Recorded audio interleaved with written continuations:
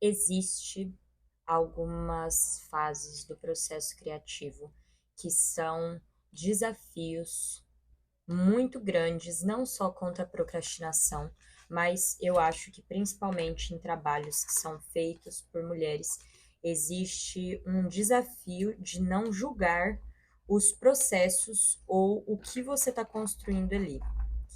Deixa eu virar um pouquinho para cá. Eu acho que mulheres ou pessoas que viveram a mulheridade ou vivem parcialmente a mulheridade enfrentam alguns desafios dentro dos âmbitos profissionais e principalmente no meio da arte, que tem a ver com a validação dos seus trabalhos, seja uma validação externa ou uma validação interna. Existe uma voz que grita o tempo todo sobre como não está sendo suficiente o que você está fazendo. Eu estou envolta na escaleta do roteiro do meu longa e do meu longa-metragem, e eu percebi que muitas das coisas têm a ver com a dificuldade que eu sinto de sentar e escrever, porque durante os primeiros 20 minutos, 30 minutos, até que eu fique. Agora tá aparecendo a ponta do microfone. Até que eu fique completamente imersa no processo de escrita, existe uma maldita voz do será que tá ficando bom mesmo? Ou acho que não está ficando, que é pior do que o será. Tudo isso porque talvez eu tenha ouvido ou visto, sentido reações adversas do que seriam reações de aprovação em relação ao meu trabalho. E isso é muito complicado, porque daí, quando eu sento na frente do computador ou quando eu sento com o meu celular no bloco de notas para escrever uma música, ou quando eu estou de frente com um microfone dentro de um estúdio, eu já estou trabalhando, me desculpando pela obra que está por nascer, porque de alguma forma aquilo pode ou já considero que não está ficando boa. Parece besta, né? Pô, eu faço terapia. Deixa eu ver, eu comecei a terapia em 20. Foi em 2020 que eu comecei a fazer terapia? Ou foi em 2019? Foi quando eu fui morar sozinha a primeira vez. Então foi em 2018. Que em 2016 eu me mudei para Londrina e eu morava com a Malu. Eu morei com ela até setembro. Em setembro eu me mudei para casa do Dani e da Bruna e eu morei lá até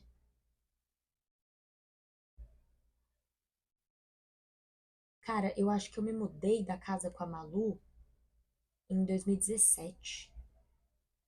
É. E aí em 2018 eu fui para casa do Dani e da Bruna.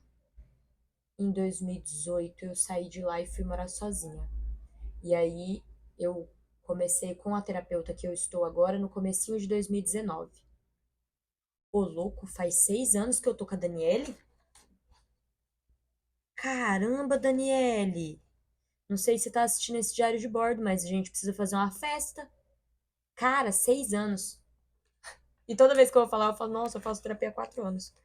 6 anos. Mas é isso, gente. Pode ser que eu tô fazendo a conta errada. Não, tá certo, 6 anos.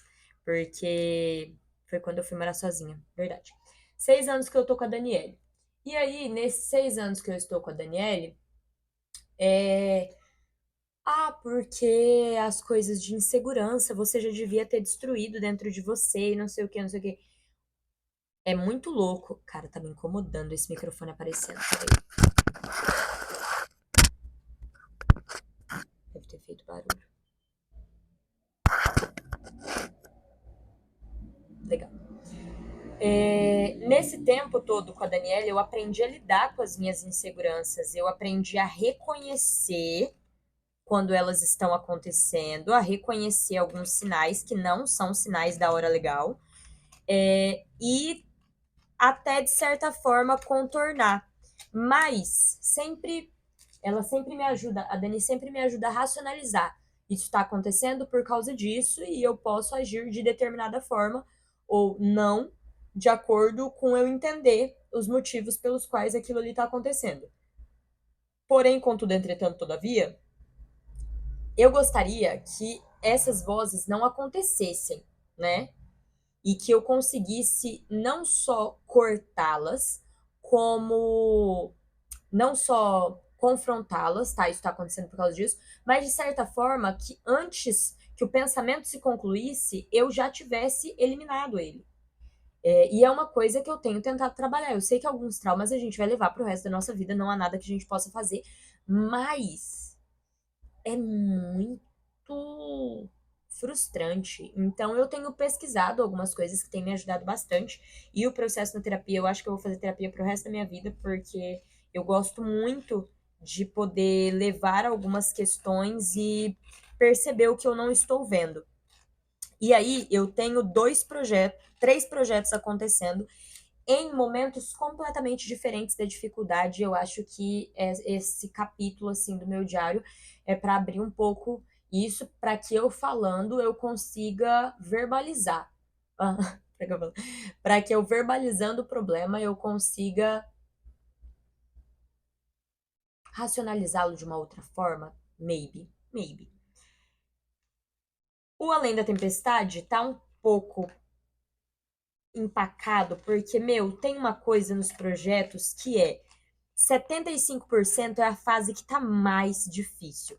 Tipo assim, começar o projeto é muito difícil, desistir é muito fácil, mas os 75%, aqueles 25% que falta, parece que tá perto, mas parça tá longe, tá longe.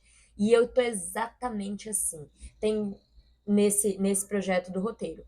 Daí tem o meu álbum, que eu fiz a minha primeira reunião essa semana. Já fiz aí o banco de referências, tenho reunião sobre o álbum na semana que vem. Então ele tá no começo, ele tá iniciático, eu estou fervilhando, não tem nenhuma dificuldade. E tem o EP que eu tô tentando entender por que que eu escolhi fazer um EP enquanto eu tenho um álbum para fazer. E tem uma voz dentro de mim que fala: você está fazendo a coisa certa. É exatamente aí. A gente está procurando uma bússola, porque o álbum é muito importante. É sobre algo muito importante. E se você não gastar algumas brisas agora, você pode ficar respingando coisas que não tem a ver com o álbum. Então é um processo de faxina no guarda-roupa. Boa, boa. É isso. Eu tô fazendo uma faxina no meu guarda-roupa. Eu estou tirando peças que de nada servem nem a mim e nem ao outro. E elas precisam ser descartadas.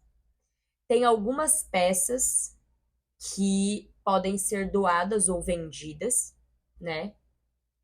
Da maneira que você entender a metáfora, mas que elas têm uma continuidade para o mundo, mas que não mais para mim. Então, eu estou recolhendo essas peças que já não cabem mais em mim para passar para o mundo. Ou fazer, talvez, customizações nessas peças? Maybe, é uma possibilidade. E vou deixar dentro do meu guarda-roupa as peças que eu vou usar nessa nova temporada, que vai ser a temporada do álbum. Aí soa como se esse EP fosse algo descartável. E eu acho que é exatamente o contrário. Eu acho que ele é muito necessário, principalmente para mim, para entender que peças de roupa talvez eu tenha, guardado lá no fundo e eu não uso mais há muito tempo, mas que eu quero me despedir dela de alguma forma. Então, talvez eu vá fazer nesse EP um desfile de roupas que já amei. Será que a gente tem o nome do EP?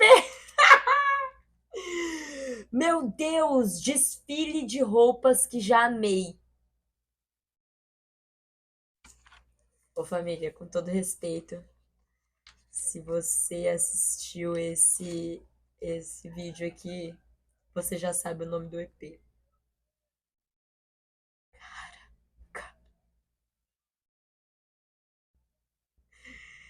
Desfile de roupas que já.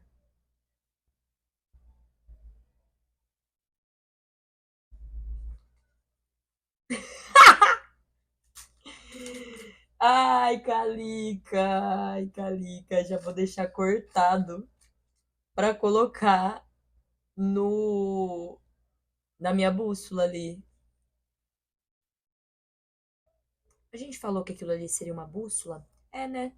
A gente tá construindo. É que eu também entendo esse álbum, esse EP, como uma bússola para o álbum. Mas, independente do que seja, eu vou colar na cartolina o nome do EP: Desfiles de Roupas que Já Amei.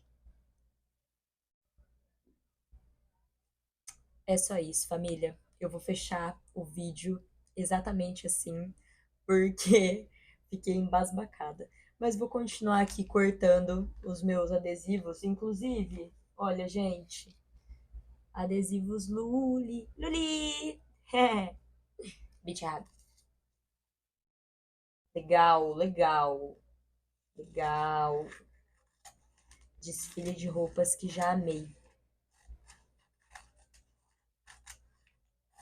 Acho que agora as coisas ficaram mais leves. Eu não tinha entendido ainda como que eu amarraria, mas eu acho que é exatamente isso.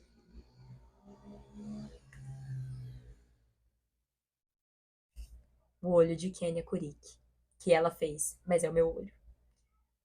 Fico aí esse momento para vocês refletirem olhando o olho. Deixa eu ver se eu consigo dar zoom. Nossa, não dá zoom. E eu não vou editar, então é isso. Deem zoom na tela de vocês.